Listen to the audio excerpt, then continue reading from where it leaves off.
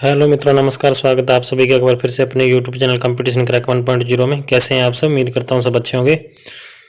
तो दोस्तों, आज का वीडियो लेकर मैं आप सबके बीच में हाजिर हूं। तो दोस्तों, आज के वीडियो में अपने बात करने वाले हैं इंडियन ज्योग्राफी के जो सबसे पहला टॉपिक लगता है, भारत एक परिचय, इंडिया एक एन इंट्रोडक्शन के नाम से टॉपिक लगता है।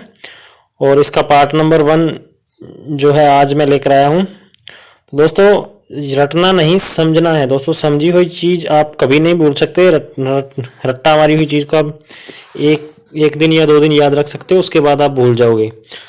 तो दोस्तों, शुरू करते हैं आज का टॉपिक। और आज का टॉपिक शुरू करने से पहले आप सबसे निवेदन है कि आप यूट्यूब चैनल कंपटीशन क्रैक 1.0 पर नए हैं तो नीचे लाल कलर के सब्सक्राइब आइकन को प्रेस कर लें और चैनल को सब्सक्राइब कर लें और बेल आइकन को भी प्रेस कर लें, ताकि आने वाले वीडियो से संबंधित कोई भी नोटिफिकेशन है वो मिस ना हो सके। तो दोस्तों, चलिए वीडियो शुरू करते हैं। तो चलिए दोस्तों, बात करते हैं आज का टॉपिक भारत एक परिचय, जिसमें अपने जो कंप्लीट थ्योरी पढ़ेंगे सबसे पहले, उसके बाद अपने ऑब्जेक्टिव क्वेश्चन करेंगे। सबसे पहले अपना जो है टारगेट रहेगा कि सबसे पहले अपने एक टॉपिक कंप्लीट करेंगे, उसके बाद जो आज तक के जितने भी एग्जाम्स के अंदर क्वेश्चन आए हुए हैं उनको करेंगे। तो दोस्तों, सबसे पहले अपने थ्योरी में बात करते हैं भारत को बौद्ध काल के अंदर क्या कहा जाता था। तो दोस्तों, भारत को बौद्ध काल के अंदर जो है जम्बूद्वीप के नाम से जाना जाता था। और भारतीय उपमहाद्वीप में भारत, पाकिस्तान, बांग्लादेश, नेपाल और भूटान शामिल हैं। तो दोस्तों, भारत, पाकिस्तान, बांग्लादेश, नेपाल, भूटान है वो भारतीय उपमहाद्वीप के अंदर शामिल हैं, जिसमें आप याद रखना जो चाइना है वो भारतीय उपमहाद्वीप में शामिल नहीं है। अगर इसमें से क्वेश्चन आया तो उसके अंदर चाइना ऑप्शन होगा, तो आप याद रखना जो चाइना है वो भारतीय उपमहाद्वीप में शामिल नहीं है। और इसी प्रकार आगे बात करें अपने भारत की आकृति है वो चतुष्कोणीय प्रकार की है। दोस्तों, जो भारत की आकृति है वो चतुष्कोणीय प्रकार की है। और इसी प्रकार अपने भारत का क्षेत्रफल की बात करें तो इसका क्षेत्रफल 32,87,263 वर्ग किलोमीटर है। और क्षेत्रफल में अपने देखें तो भारत का विश्व में 7वां स्थान है। भारत क्षेत्रफल के हिसाब से भारत से 6 सबसे बड़े देश हैं, और सबसे बड़ा देश है वो रशिया है क्षेत्रफल के हिसाब से। और सबसे छोटा देश है वो वेटिकन सिटी के नाम से है। और इसी प्रकार अपने भारत की जो उत्तर दक्षिण और पूर्व पश्चिम की लंबाई चौड़ाई है उसके बारे में भी पढ़ेंगे। तो देखते हैं दोस्तों, उत्तर दक्षिण से भारत की लंबाई है 3,214 किलोमीटर और पूर्व से पश्चिम है 2,933 किलोमीटर।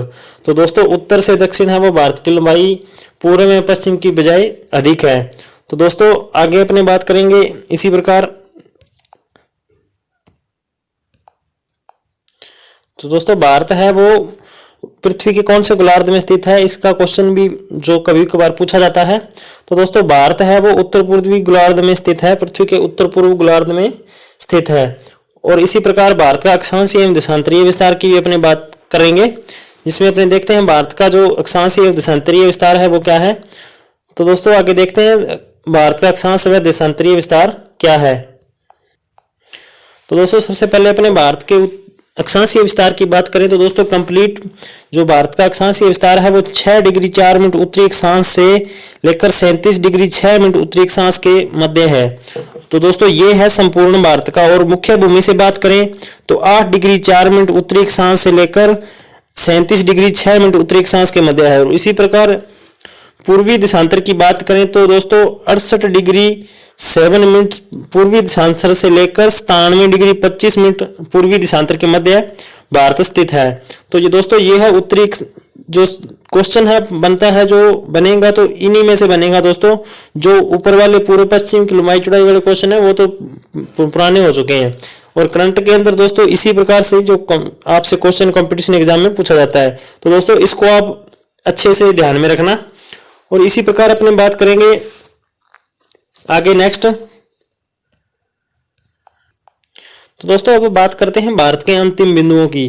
तो दोस्तों, भारत के अंतिम बिंदु है वो उत्तर में तो इंदिरा कॉल है। तो दोस्तों, इसको याद करने के लिए एक बेस्ट ट्रिक है कि जब भी अपने कॉल करते थे तो नेटवर्क नहीं होता, तो नेटवर्क लाने के लिए अपने ऊंचाई पर जाते थे, किसी ऊंची जगह पर जाते थे। तो जम्मू कश्मीर है वो भारत से ऊंचाई में है, भारत के नक्शे में अपने देख सकते हो सबसे ऊपर है वो जम्मू कश्मीर है।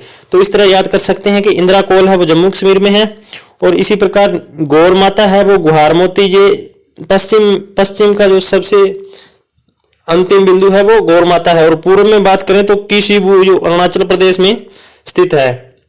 और इसी प्रकार दक्षिण की बात करें अंतिम बिंदु, तो दोस्तों मुख्य भूमिका तो कन्याकुमारी केप कैमरून है। और सुदूर अगर लिखा आ जाए सुदूर दक्षिण भारत की अंतिम बिंदु तो इंदिरा पॉइंट, पिगमिलियन पॉइंट के नाम से होगी। तो दोस्तों जो सुदूर दक्षिण बिंदु है वो इंदिरा पॉइंट, और जो मुख्य भूमिका बिंदु है वो कन्याकुमारी और केप कैमरून के नाम से भी जाना जाता है। तो दोस्तों ये है भारत के जो अंतिम बिंदु। और इसी प्रकार से संबंधित दोस्तों आगे के वीडियो में अपनी चर्चा करेंगे इसके नेक्स्ट पार्ट के बारे में। आगे इसमें चर्चा करेंगे भारत के साथ किन किन देशों की सीमाएं लगती है और किन किन देशों की कितनी लंबाई की सीमाएं लगती हैं, तटीय सीमा कितनी है और भारत की संपूर्ण सीमा कितनी है, और भारत के कितने राज्य कितने केंद्र शासित प्रदेश तटीय सीमा बनाते हैं। और इसी प्रकार से संबंधित पूरा टॉपिक है वो पार्ट वाइज पार्ट करेंगे। तो दोस्तों उम्मीद करता हूँ आपको अच्छे से समझ आया होगा। इसको 2 से 3 बार आप रिवाइज करके देखना, आपको अच्छे से समझ आ जाएगा। और इसी प्रकार जिस प्रकार से मैंने नोट्स बना रखे हैं आप अपनी पक्की कॉपी में नोट्स बना लें और उसको बार बार रिवाइज करें तो ये अच्छे से याद हो जाएगा। तो दोस्तों ये थी आज की प्रथम पार्ट जो मैंने आपको समझाने की कोशिश की।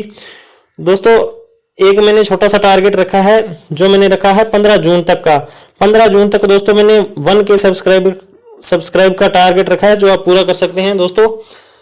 तो दोस्तों अगर आप YouTube चैनल कंपटीशन क्रैक 1.0 पर नए हैं तो सब्सक्राइब कर लें और शेयर कर दें। तो मिलते हैं दोस्तों नेक्स्ट वीडियो में, तब तक के लिए जय हिंद, वंदे मातरम।